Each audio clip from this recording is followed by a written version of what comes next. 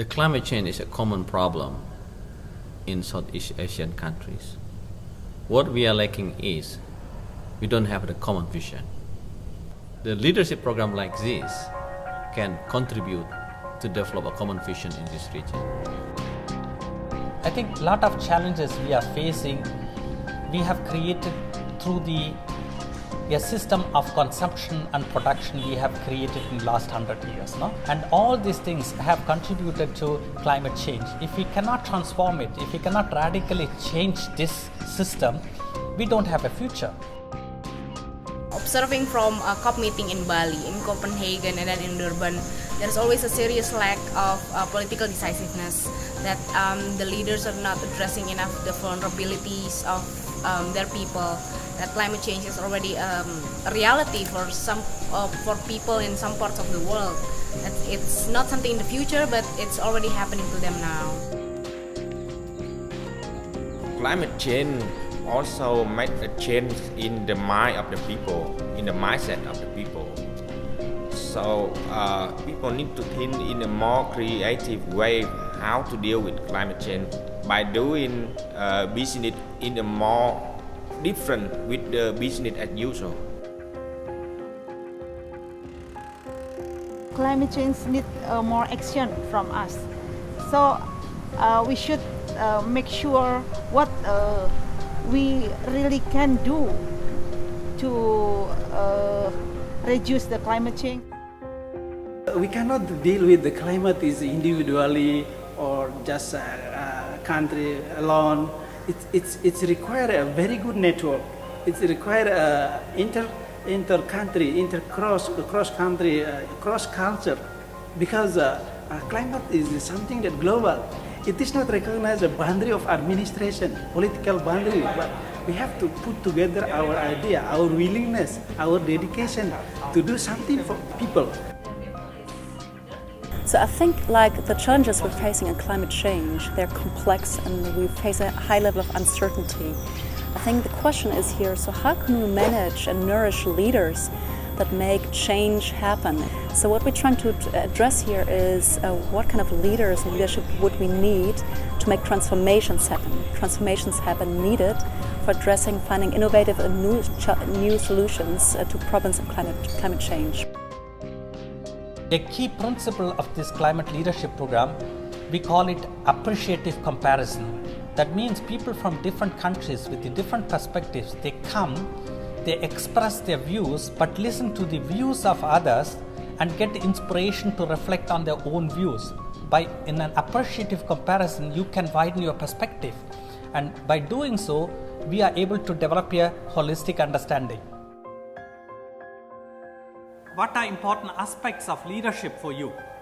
Inspiration, making strategy, breakthrough, positive thinking, transformation, taking action, leading, integrity, dedication, savvy innovator, transparency, develop teamwork, commitment, serving the marginal, encouragement, confidence, direction, moving forward, innovation, leader creator, progressive, decision making.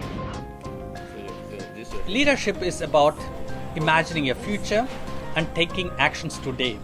So we have basically two processes. One is about visioning, collective visioning, co-creating a vision. The second is about scenario thinking, scenario planning.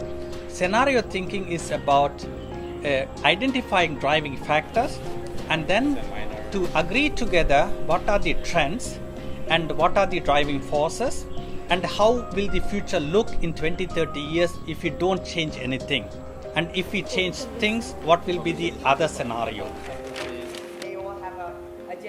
The real challenge of the leader or leadership is to motivate the different stakeholders, influence decision makers, and inspire the constituents.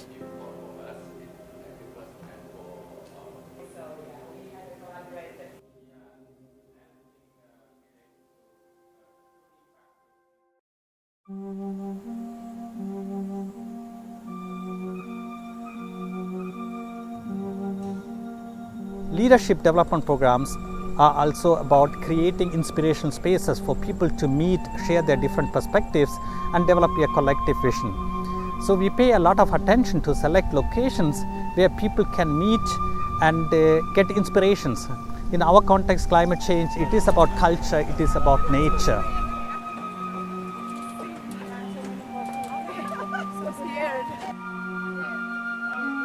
In this climate leadership program, there are three important things. One is to reflect about the past, to imagine the future, but also to sense the field. Now we are going to the field to have interactions, dialogue with the people from your community, and to reflect about their challenges and the solutions and what they are doing in facing climate-related challenges. So this interaction with the different stakeholders, I would say that is one of the most important aspects of leaders, to be in direct contact, not only to process second-hand information. Pengen membangun pengelolaan sampah biar masyarakat yang tinggal di bantaran sungai ini tidak membuang sampahnya ke sungai.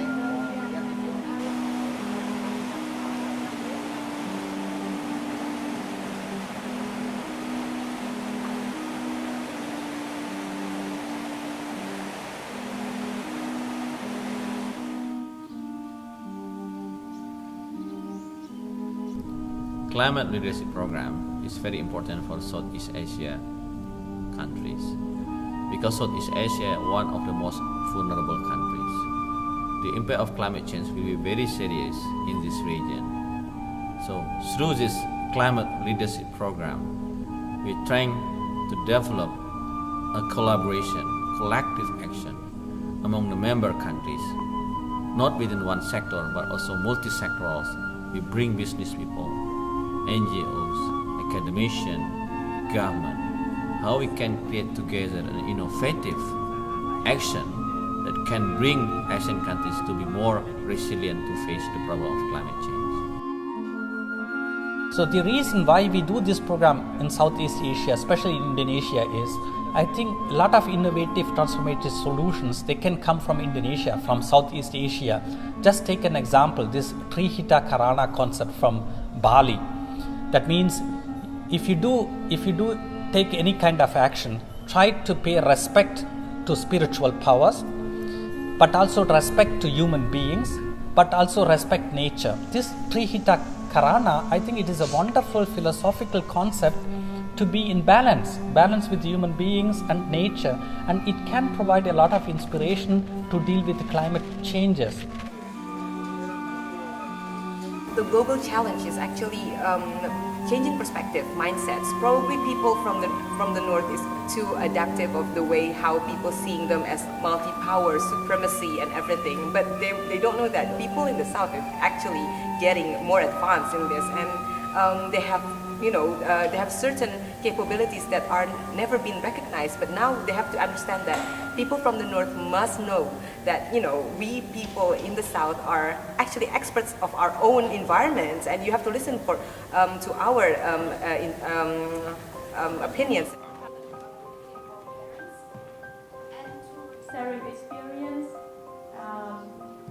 It's easy to say we need global leadership. I think definitely what we need is a shift in global cooperation. So where developing, so-called developing countries, emerging countries, and countries in the north or so-called industrialized countries strengthen their ties of cooperation. But I think it's a different kind of cooperation needed. I think in the end, the implementation of innovative solutions, they often are more local and regional.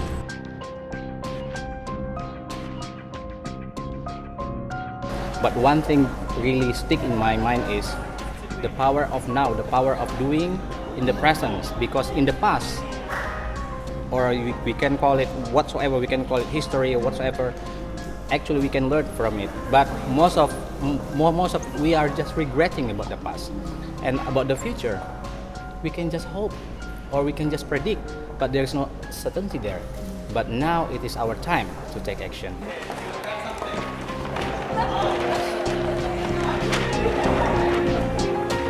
Terima kasih.